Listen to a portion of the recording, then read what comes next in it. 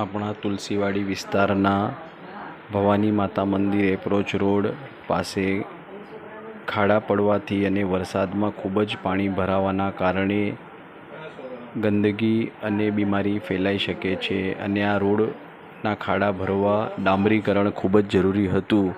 એના માટે સતત ડી વોર્ડમાં આના માટે નિવેદન કરીને તારીખ 28/6/2025ના બપોરે 3 વાગ્યાથી આપણા એપ્રોચ રોડ ભવાની માતા મંદિર અને આગળના વિસ્તારમાં ડી વોર્ડના રોડ ખાતાના કર્મચારીઓના સહયોગથી ડામરીકરણનું કામ કરાવવામાં આવ્યું.